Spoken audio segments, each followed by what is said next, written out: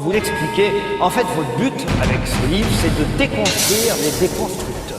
Qui sont les déconstructeurs que vous voulez déconstruire vous-même?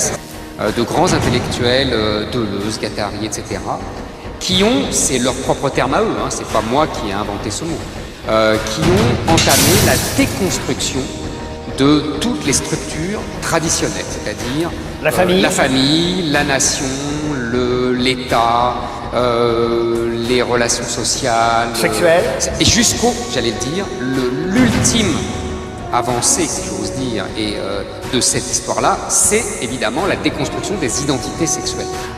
Tout était réduit à l'individu roi, il n'y a plus de structure collective qui enrégimente et qui domine cet individu roi qui fait n'importe quoi.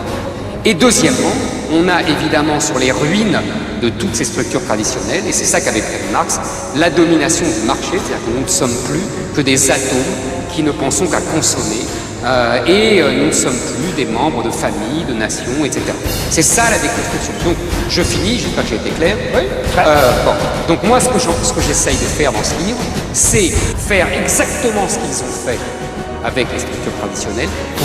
Pourquoi on est contrôlé mais laisse-moi finir. Parce que la plupart des trafiquants sont noirs et arabes.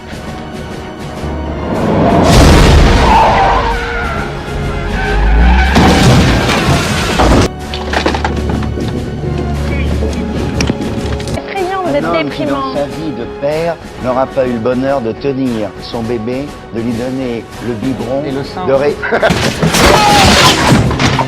Le dernier lieu de vie qui est ouvert 24 heures sur 24, ça reste un commissariat, quoi, malheureusement. Quoi. Bah, le reste a été brûlé, non?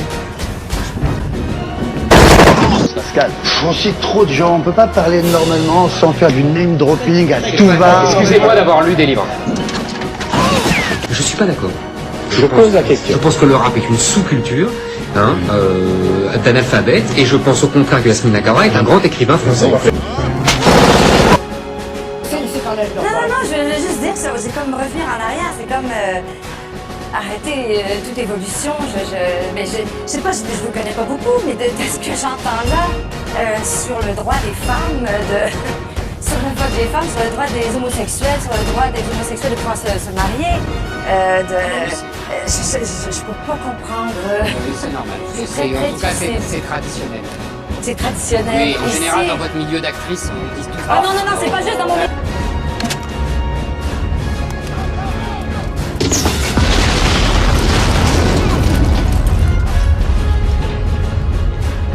Ils ont quitté les quartiers où ils étaient, ils sont allés à l'ouest, c'est d'où la construction des quartiers à l'ouest de Paris. La ségrégation spatiale, ça a toujours existé, hein, c'est universel, depuis le début des villes. Depuis le palais des monarques, où c'est aussi une spécialisation. Depuis Ariès s'occupe de la famille, il s'est jamais occupé de l'urbanisme. Ah, c'est faux, il a écrit un livre sur Paris, il a dit, il a écrit un livre sur l'urbanisme. C'est Chevalier. Non, pas du tout, c'est Ariès, c'est pas grave, mais ça c'est comme le service historique de Zarmé, vous savez. Vous savez tout et vous avez tort. Je confirme que Philippe Ariès c'est comme le service des armées, c'est la même chose. Sa petite culture pour la montrer en spectacle. Et ça, on étale sa grande ignorance sur le service des armées et on se fait ramasser bêtement, hein, c'est dommage. Alors, mon arrogance est à la hauteur de votre insolence et de votre stupidité. Bon, allez, ça suffit comme ça, s'il vous plaît. On va laisser Éric Zemmour terminer sa la chance phrase. d'un journaliste, parce que vraiment, il y aurait bien longtemps qu'on aurait dû vous avez la chance d'être sur un plateau de télévision.